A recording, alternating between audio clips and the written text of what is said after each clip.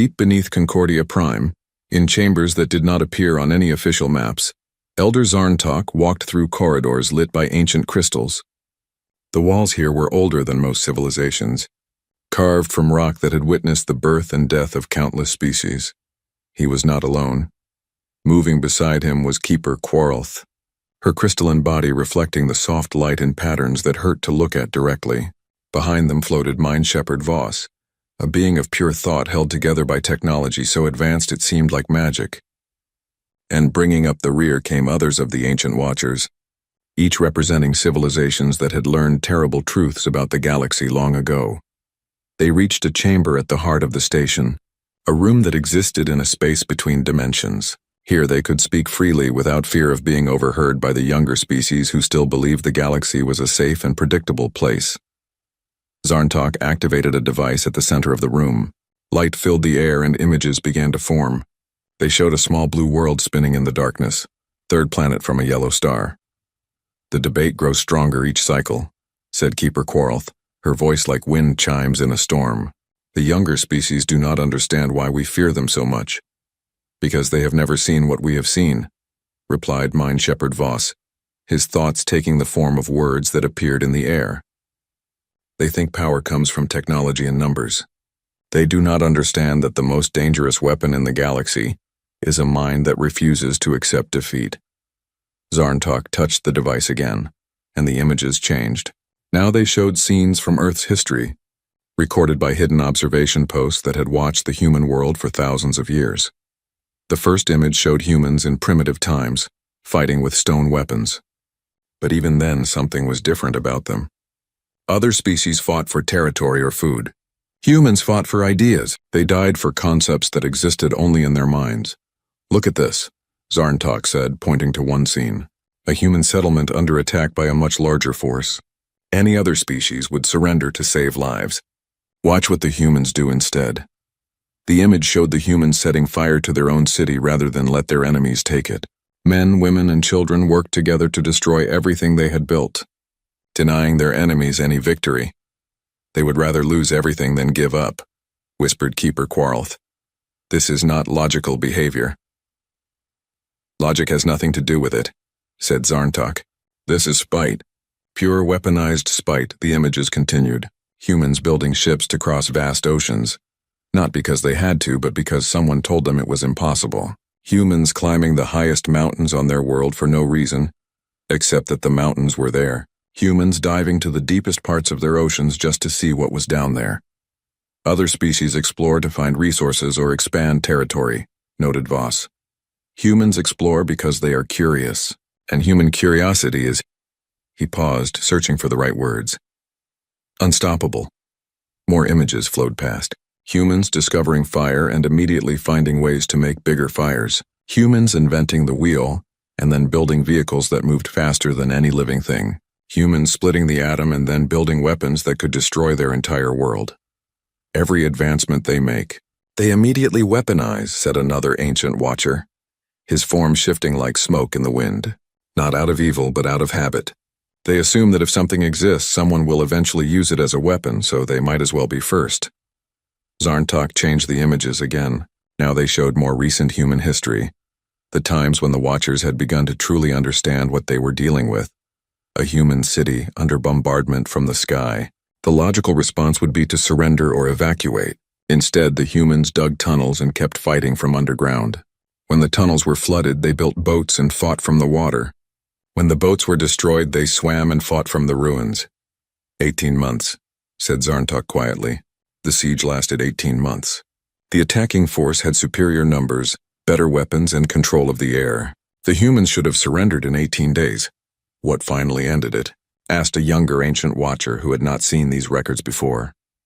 The humans won, said Keeper Quarlth, her crystal form flickering with distress. They actually won.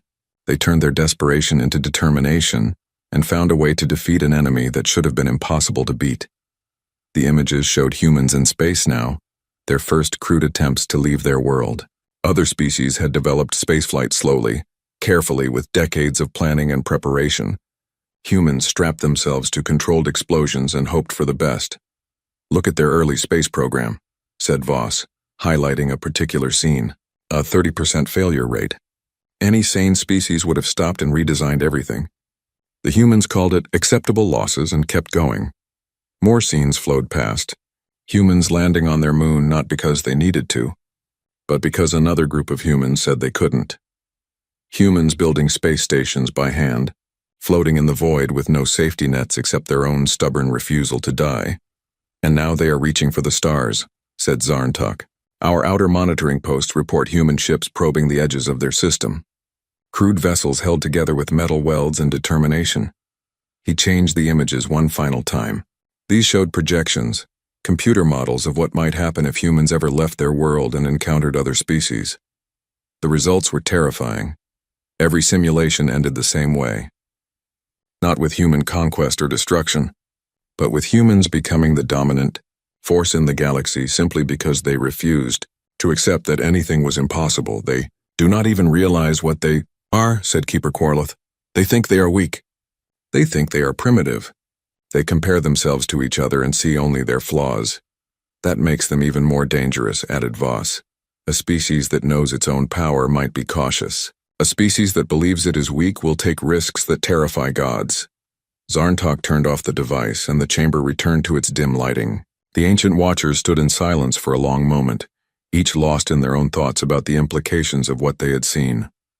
How long do we have? Asked one of them finally. Our best estimates suggest they will achieve practical faster-than-light travel within the next 50 Earth years, said Zarntok.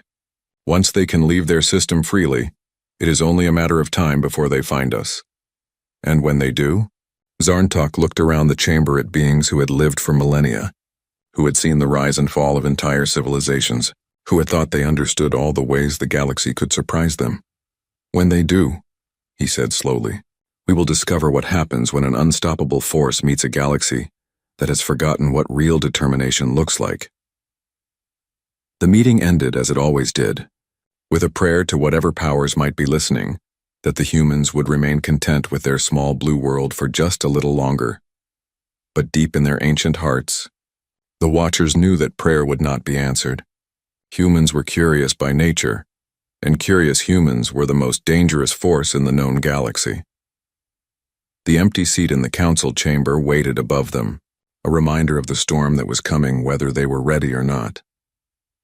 The great chamber of Concordia Prime stretched wide enough to hold a small city. Thousands of beings filled the curved rows of seats that spiraled up toward the dome ceiling. Each seat was designed for a different kind of life form. Some held creatures made of crystal that sang in musical tones. Others contained floating gas clouds that spoke through colored lights. The insect-like hive members clicked and buzzed in perfect harmony from their section. At the center of it all sat one empty seat. The seat was beautiful. Made from rare metals and decorated with symbols from across the galaxy, it showed the image of a blue and green world spinning slowly in space. Small letters at the base spelled out a single word: Earth. Speaker Vexathala raised her long, thin arms to call for quiet. Her body was see-through like glass, and soft light moved through her as she spoke. She was old, even by the standards of her people who lived for thousands of years. Her voice carried the weight of centuries. Council members, we gather today to discuss the same question we have debated for 50 cycles. Should we remove the empty seat? A young delegate from the Stellar Federation stood up quickly. His name was Kremoth, and his blue skin showed the excitement of youth. His people had only joined the council 20 years ago. Speaker Vexthala, with respect, this is foolish. We have sent hundreds of messages to this Earth. We have tried every form of communication we know. They do not answer. They do not even seem to know we exist. Why do we keep a seat for beings who ignore us? Murmurs of agreement came from many of the newer species. The floating minds pulsed yellow in support. The metal shapers clanged their approval. The humans have never come to our meetings, continued Kremoth. They have never sent a message. They have never shown any sign that they want to be part of our community. This empty seat is a waste of space and time. More voices joined in agreement. The debate had been growing stronger each year as new species joined the council. They could not understand why such an honor was given to beings who seemed to care nothing for galactic civilization. But then a low, rumbling sound filled the chamber. The ancient watchers were speaking. Elder Zarntok slowly rose from his seat. His body was covered in thick gray skin that looked like old stone. Scars covered his arms and face from battles fought long before most species had learned to use fire. When he spoke, his voice was like distant thunder. Young ones, you speak of things you do not understand. The seat remains empty for good reason. What reason? Demanded Kremoth. What makes these humans so special that they deserve a place among us when they do not even know we exist? Elder Zarntok's dark eyes seemed to look through time itself. Around him, other ancient watchers shifted uncomfortably in their seats. The crystalline keepers dimmed their lights. The first minds, being so old they remembered the birth of stars, pulled back into their shells. Some knowledge is a burden, not a gift, Zarntok said slowly. There are things in this galaxy that should not be disturbed. The humans are one of those things. The young delegates laughed. How could one small species on one small world be dangerous to a galaxy full of advanced civilizations? The Council controlled the movement of stars. They had technology that could reshape matter itself. What could primitive humans possibly do to threaten them? Elder, surely you do not fear beings who have barely learned to leave their own world? Asked another young delegate. Our scouts report they still use crude chemical rockets. They fight wars with metal projectiles. They have not even unified their own planet under one government. Zarntok's expression grew darker. You think power comes only from technology? You believe danger shows itself only in weapons and ships? He gestured toward the empty seat with one massive hand. That seat was placed here 300 years ago, when we first learned of Earth's existence. It was not meant as an invitation. It was meant as a warning. A warning of what? The question came from Speaker Vexithala herself. Even she did not know the full truth that the ancient watchers carried. For a long moment, Zarntok said nothing. The chamber fell completely silent. Even the hive stopped their constant clicking. The only sound was the soft hum of the station's life support systems. A warning that some species should be left alone, Zarntok finally said. The humans do not know we exist because we have made sure they do not know. We have hidden from them. We have stayed away from their world. And we have prayed to whatever gods still listen that they would never find us. The younger delegates began to protest, but Zarntok raised his hand for silence. You want to know why the seat remains empty? Because the day a human sits in that seat is the day this galaxy changes forever, and not in ways you can imagine. That is ridiculous, said Kremoth, his blue skin now flushed with anger. One species cannot threaten an entire galaxy. We have weapons that can destroy stars. We have shields that can stop time itself. What could these primitive humans possibly do? Elder Zarntok looked at the young delegate with something that might have been pity. Child, your people learned to fight by studying ancient texts. You developed your weapons in laboratories.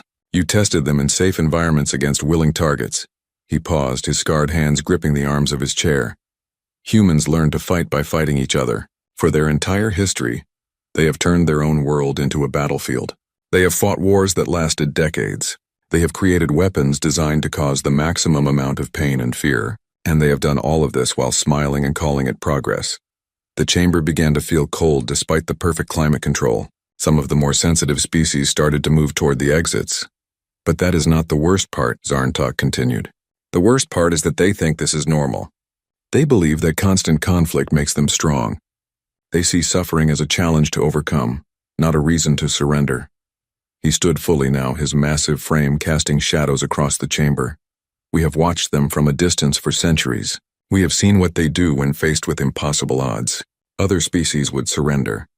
Other species would negotiate. Other species would accept defeat with dignity. His voice dropped to barely above a whisper, but in the silence, every being in the chamber could hear him clearly. Humans get angry, and when humans get angry, they do not just fight back. They find ways to win that should not be possible. They turn their weaknesses into weapons. They use their enemy's strength against them. They never, ever give up. The empty seat seemed to glow in the light from above, as if waiting for someone to fill it.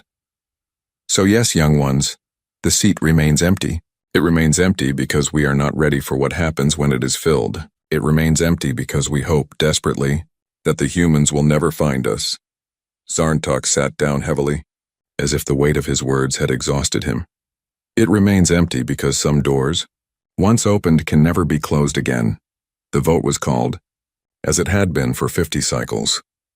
And as always, the ancient watchers voted to keep the seat exactly as it was, empty, waiting. And somewhere in the dark space between the stars, A small blue world continued to spin, unaware that an entire galaxy held its breath in fear of the day its children might come calling. The emergency alarms had never sounded in the 300 years since Concordia Prime was built. The deep resonating tone that now filled every corridor and chamber was designed to signal only one thing: the arrival of an unknown and potentially hostile force. Speaker Vexathala rushed through the corridors toward the control center, her translucent form flickering with stress patterns her people had not displayed for centuries. Behind her ran dozens of other council members, their various forms of locomotion creating a chaotic parade of panic. In the control center, technicians from a dozen different species worked frantically at their stations. The massive viewing screen at the front of the room showed a sector of space that should have been empty. Instead, it displayed the impossible. A ship was approaching Concordia Prime, but this was not like any ship in the galactic registry. Where other vessels were smooth and elegant, designed by species who had mastered the art of moving through space with grace and efficiency, this craft looked like it had been assembled from spare parts and held together by sheer stubbornness. The hull was scarred and patched in dozens of places. Strange protrusions jutted out at odd angles, as if systems had been added without any regard for design principles. Most disturbing of all, the ship's energy signature was completely wrong. It was running on power levels that should have torn the vessel apart, using technology that seemed to violate several fundamental laws of physics. "What is it?" demanded Vexathala, her voice carrying harmonics of fear that other species could sense even if they could not understand her language. The chief technician, a hive member whose multiple arms danced across his control panels, clicked nervously before responding. "Unknown vessel, Speaker. Design does not match any ship in our databases, but the material composition—" He paused, double-checking his readings. "It appears to be constructed primarily of refined metals from the Sol system." A cold silence fell over the control center. Every being present knew what that meant. "Humans," whispered someone in the back. "How?" asked another technician. "Our outer monitoring posts show no signs of human expansion beyond their inner system." "How did they build a ship capable of reaching us?" On the viewing screen, more details of the vessel became visible as it approached. The shipboard marking in a simple angular script. Even the universal translators struggled with it before finally displaying the words, "UNSS Persistence, Earth Exploration Command." "They call it an exploration ship," said the hive technician, his voice clicking with disbelief. "But look at these weapon signatures." New readings appeared on the screen. The human ship was indeed armed, but not in any way that made sense. Instead of the elegant energy weapons used by civilized species, the vessel bristled with crude projectile launchers, explosive charges, and what appeared to be mining equipment that had been converted for combat use. "Why would an exploration ship need so many weapons?" asked Vexathala. The answer came from Elder Zarntok, who had arrived in the control center without anyone noticing. His massive form seemed to fill the room with an aura of dread. "Because to humans, exploration and warfare are the same thing," he said quietly. "They do not go to new places expecting to be welcomed. They go expecting to fight for the right to be there." More alarms began sounding as additional ships appeared on long-range sensors. For a moment, panic filled the control center as technicians assumed the humans were arriving in force. But the signatures were familiar. Council species fleeing the station as fast as their engines could carry them. "Speaker," called out a communications officer, "we are receiving emergency departure notifications from 47 council member species. They are evacuating immediately." "Where are they going?" demanded Vexathala. "As far away as possible, Speaker. The Etherian delegation has requested immediate transport to the far side of the galaxy. The Zephyrian Empire is withdrawing all their ships to their home system. The floating mines are—" The officer paused, checking his readings again. "The floating mines are requesting permission to leave this dimension entirely." Elder Zarntok moved to one of the communication stations. "Send a message to all remaining council members. Emergency protocols are now in effect. Any species that wishes to leave should do so immediately." "This is not a drill. What about those who stay?" asked Vexathala. "Those who stay will witness the end of the galaxy as we know it," replied Zarntok. "But perhaps someone should be here to record what happens next." On the screen, the human ship continued its approach. Communications officers tried every standard greeting and identification protocol in the galactic database.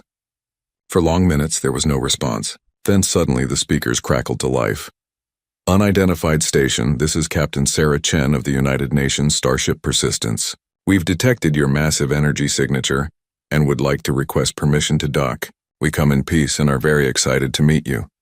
The voice was cheerful, friendly, and completely unaware of the terror it was causing throughout the station. The universal translators worked perfectly with the human language, but somehow made the words even more frightening because of their innocent tone. "They want to dock," whispered a technician. "Of course they do," said Zarntok grimly. "Humans do not observe from a distance. They meet problems face to face." Speaker Vexathala looked around the control center at the beings who had chosen to remain. Representatives from perhaps a dozen species, all of them either too curious or too terrified to flee. "What do we tell them?" she asked.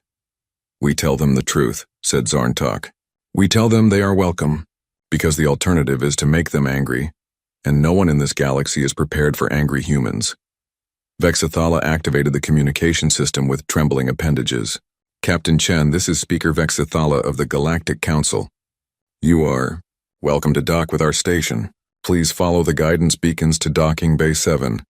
"Thank you so much," came the enthusiastic reply. "This is incredible. We hoped we might find other intelligent life out here, but we never imagined anything this amazing. We have so many questions."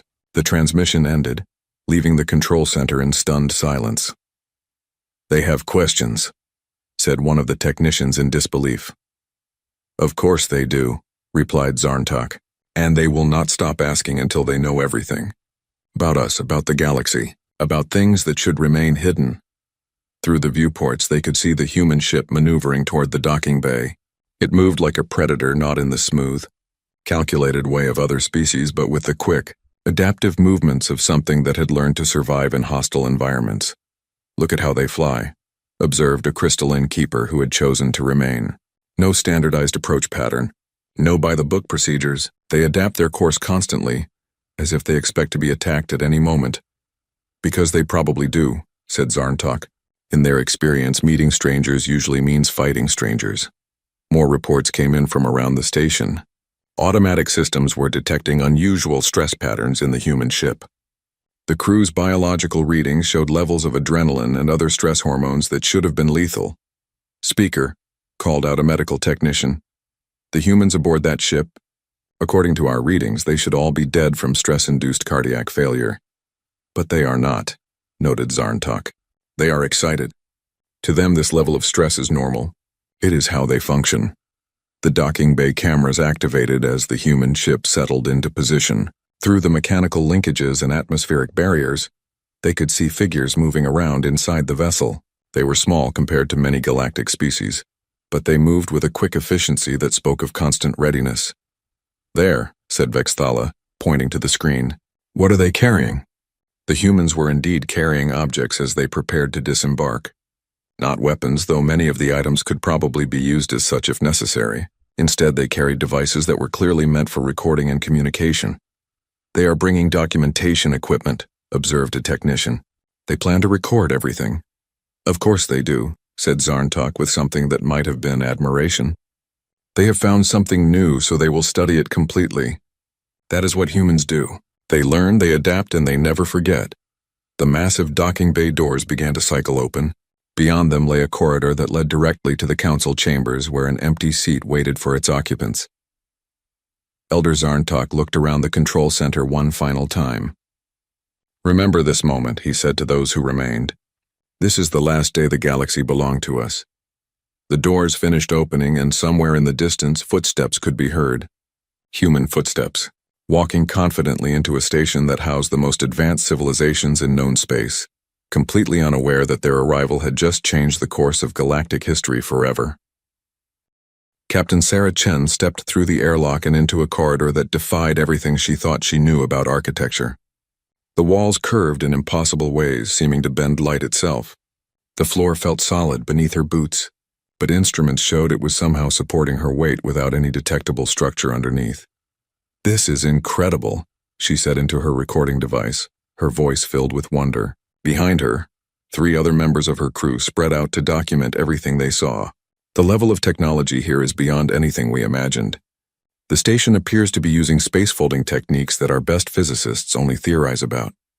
None of them noticed the hidden sensors tracking their every movement, or the emergency protocols activating throughout the station, as their biosignatures were analyzed and found to be completely outside normal parameters. Dr. James Rodriguez, the mission's xenobiologist, was practically vibrating with excitement as he scanned the corridor. "Sarah, look at this. The atmospheric composition is being actively adjusted as we move. The station is somehow creating a perfect breathing environment for us in real time." "That's so thoughtful of them," Chen replied, completely missing the fact that this was a defensive measure designed to contain potentially dangerous contaminants. To her, it was simply proof that they were dealing with a remarkably advanced and welcoming civilization. They followed the guidance markers deeper into the station, passing through chambers that would have driven most species to madness with their impossible geometries. The humans simply looked around with interest, taking notes and making observations as if walking through impossible spaces was something they did every day. "Captain," said Communications Officer Lisa Park, checking her equipment, "I'm detecting at least 47 different languages being transmitted throughout the station. The linguistic diversity here suggests a truly galactic civilization."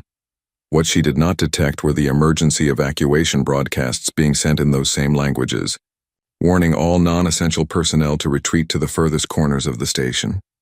They reached the council chamber entrance, where massive doors decorated with symbols from across the galaxy stood slightly ajar. Through the gap they could see the vast chamber beyond, its tiers of seats stretching up toward a domed ceiling that showed real-time images of stars. "Magnificent," breathed engineer Tom Williams, the fourth member of their team. "The engineering required to create a chamber this size while maintaining structural integrity. It should be impossible." Chen pushed open the doors and led her team into the chamber. What they found was not the gathering of hundreds of species they had expected, but a nearly empty space. Perhaps a dozen beings sat scattered throughout the vast tiers, their forms so alien that the humans had to look twice to be sure they were looking at living creatures. "Hello," Chen called out cheerfully, her voice echoing in the vast space. "I'm Captain Sarah Chen of Earth's Exploration Command." "We're so honored to meet you." The response was a silence so complete it seemed to have physical weight. The few remaining council members sat frozen in their seats, staring at the humans with expressions that ranged from terror to morbid fascination. Then Speaker Vexithala rose slowly from her position at the center of the chamber. Her translucent form flickered with stress patterns that made her look like a living aurora. "Welcome," she said, her voice carefully modulated to hide her fear, "to the Galactic Council." Chen's face lit up with delight. "The Galactic Council. Oh, this is even better than we hoped. We represent the United Nations of Earth, and we're so excited to learn about galactic civilization." She gestured to her team, who were busy recording everything and taking readings with instruments that should not have worked in the chamber's exotic environment, but somehow did anyway. "We have so many questions," Chen continued, still radiating enthusiasm. "How long has the council existed? How many species are represented? What are the requirements for membership?" As she spoke, her gaze fell on the empty seat at the center of the chamber, the seat carved with Earth's image. "Oh my goodness," she said, her voice filled with emotion. "You have a seat for us. You've been expecting us." The silence that followed was so profound that the humans could hear their own heartbeats. What they interpreted as a wonderful welcome was actually the galaxy's worst fear made manifest. Elder Zarntok slowly rose from his seat in the Ancient Watchers section. His massive, scarred form cast shadows across the chamber as he moved. When he spoke, his voice carried the weight of millennia. "Yes," he said simply. "We have been expecting you." Chen practically bounced with excitement. "This is amazing. We were worried that we might be intruding, but you've actually prepared for us. The attention to detail is incredible. The seat even has Earth's image on it." Dr. Rodriguez had his scanners out and was taking readings of the various council members. "Captain, the biological diversity here is extraordinary. I'm detecting at least 6 different biochemistries just in this room alone." What his scanners also detected, but what he dismissed as instrument error, were the stress hormones being released by nearly every being present, levels that indicated fight-or-flight responses at maximum intensity. "We should probably introduce ourselves properly," Chen said, moving toward the empty seat. "Would it be appropriate for me to sit here while we talk?" The question caused visible panic among several council members. A crystalline keeper's form began flickering rapidly, a sign of extreme distress among their species. One of the gas-formed nebulons actually started to dissipate before pulling themselves back together. "Please," said Vexathala quickly. "Make yourself comfortable." Chen settled into the seat that had been empty for 3 centuries, completely unaware that she had just fulfilled the galaxy's greatest nightmare. She looked around at the sparse gathering with concern. "I hope we're not keeping you from other business. The chamber seems designed for many more people." "The others," said Vexathala carefully, "had urgent matters to attend to elsewhere." "Of course I understand. Running a galactic civilization must be incredibly complex." Chen pulled out a data pad and activated it. "We've prepared some basic information about Earth and humanity that we thought you might find interesting." What followed was the most terrifying presentation in galactic history. Chen spoke cheerfully about Earth's history, describing wars that had lasted decades as minor conflicts and natural disasters that would have ended most civilizations, as challenges that brought out the best in people. She mentioned casually that humans had detonated nuclear weapons on their own planet as tests, and that they had explored the deepest oceans and highest mountains just to see what was there. Dr. Rodriguez added details about human biology that made several council members quietly activate emergency beacons. Stress responses that would kill other species were described as normal human function. The ability to operate effectively while suffering from injuries that would incapacitate other beings was mentioned as basic resilience. Engineer Williams enthusiastically described their journey to reach the station, including what he called minor technical difficulties. These included fighting off hostile crystalline entities in deep space, jury-rigging their faster-than-light drive using salvaged alien technology, and solving their food shortage by getting creative with the hydroponic systems. Communications Officer Park talked about their diplomatic protocols, which seemed to consist mainly of approaching new situations with curiosity and determination, and finding common ground even with hostile parties. Throughout the presentation, the humans remained completely unaware of the growing horror among their audience. They described their species' greatest achievements with the same casual tone other species might use to discuss the weather. "We know we're probably not the most advanced species you've encountered," Chen said with characteristic human modesty, "but we're eager to learn and contribute however we can." The irony was not lost on Elder Zarntok. Here were beings who had just casually described surviving scenarios that would destroy most galactic civilizations, and they thought they were primitive. When the presentation ended, Vexathala forced herself to speak. Your people sound very resourceful." "Oh, we have to be," Chen replied cheerfully. "You never know what challenges you might face out there.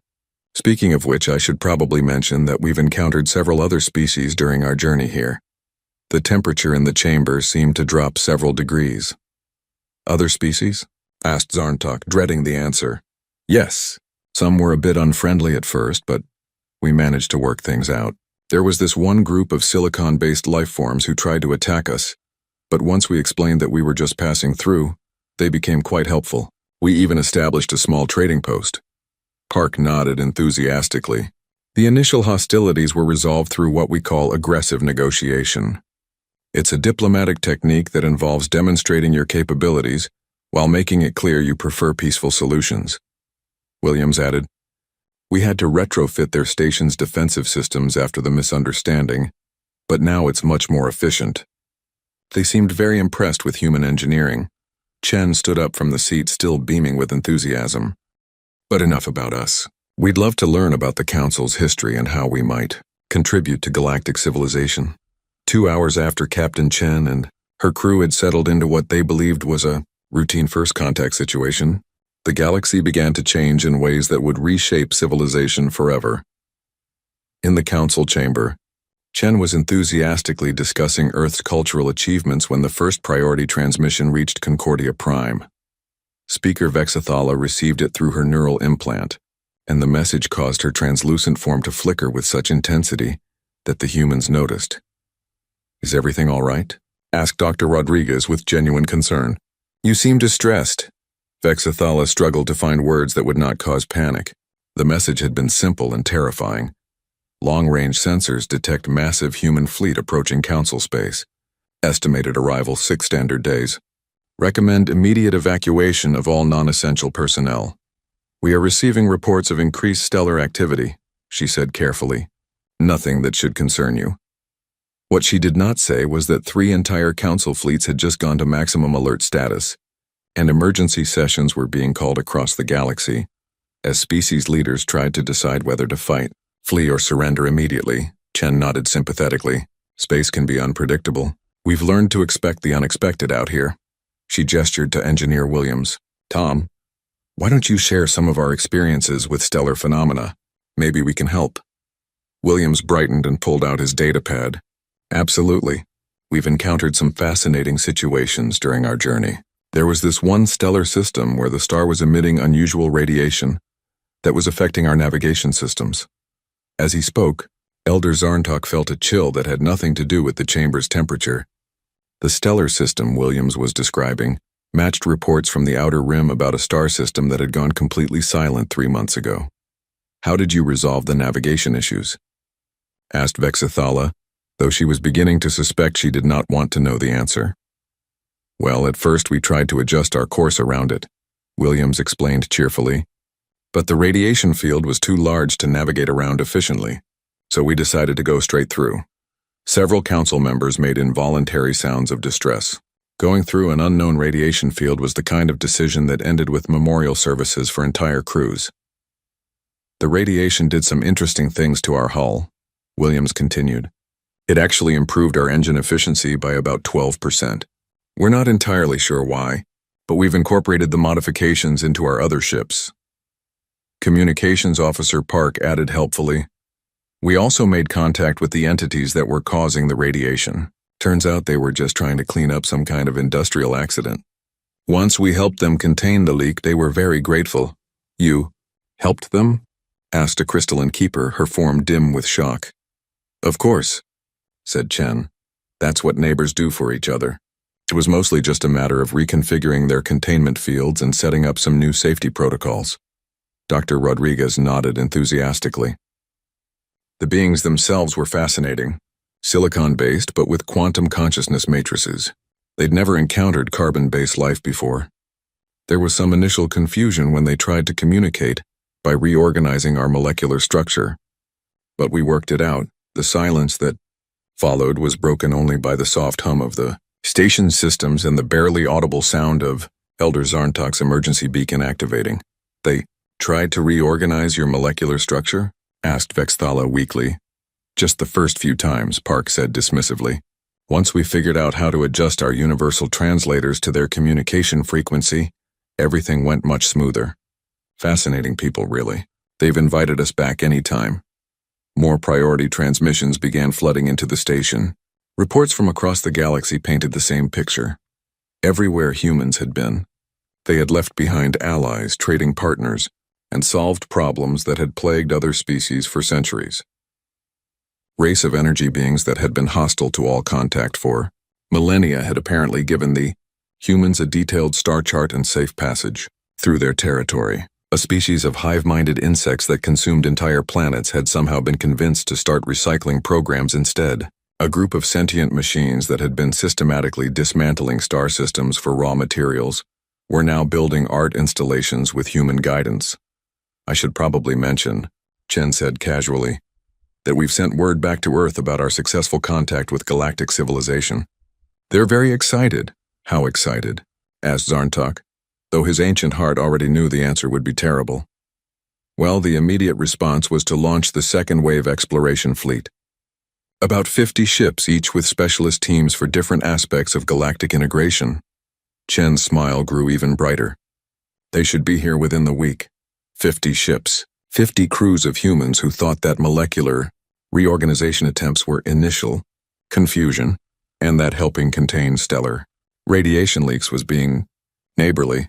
Park checked her communication device and looked up with excitement. Actually, Captain, I'm getting an update from Earth Command. The third wave has also been approved for launch. That's the diplomatic corps. Another 100 ships with full cultural exchange teams. And the fourth wave? Asked Williams with interest. Scientists and engineers. 200 ships. They want to set up permanent research stations to study galactic technology and see how human innovations might be helpful to our new friends. Chen turned back to the council members with infectious enthusiasm.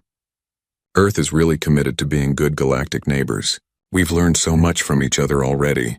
Elder Zarntok rose slowly from his seat, his ancient frame seeming to carry the weight of the galaxy's fate. Captain Chen, may I ask about your planet's military capabilities? The question seemed to surprise the humans. Chen looked at her crew with confusion before turning back to Zarntok. Military? Oh, you mean our defense forces? Well, we're not really military people, she said with a laugh. We're explorers and scientists. Earth's actual military is… She paused, trying to think of how to explain it to aliens. They're very professional, but they tend to stay close to home unless there's a specific threat. What would constitute a specific threat? Asked Vexithala, her voice barely above a whisper. Oh, the usual things, Chen replied casually. Unprovoked attacks on human civilians, attempts to enslave human populations, threats to Earth itself. That sort of thing.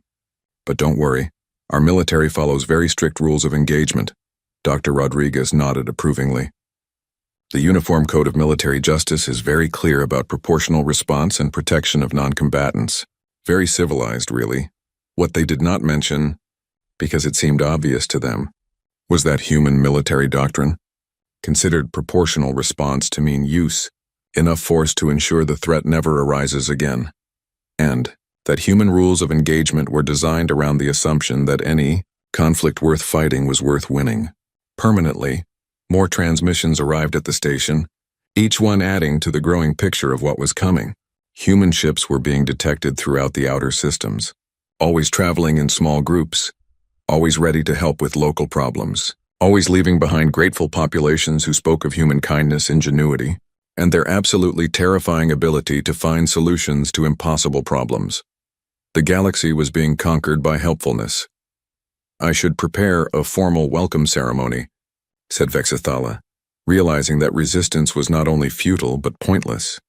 If the humans wanted to be friends, the galaxy would become their friend. That's so thoughtful, said Chen, but really not necessary. We're just happy to be here. She stood up from the seat that had been empty for 3 centuries and looked around the chamber with genuine warmth. Thank you all for making us feel so welcome. This is the beginning of something wonderful. As the humans prepared to return to their ship to begin the formal diplomatic processes, Elder Zarntok watched them go with something that might have been admiration mixed with terror. The empty seat was no longer empty. But more than that, it had become the most important seat in the galaxy, because wherever humans went, they brought their impossible optimism, their refusal to accept defeat, and their absolute certainty that any problem could be solved if you just tried hard enough. Behind them, they left a galaxy that was beginning to realize it had just been adopted by the most aggressively helpful species in known space. The final transmission of the day came from Earth itself, broadcast on all frequencies in simple, cheerful terms. Greetings, galactic neighbors. We're so excited to meet you all. We have so much to learn from each other. Can't wait to be friends.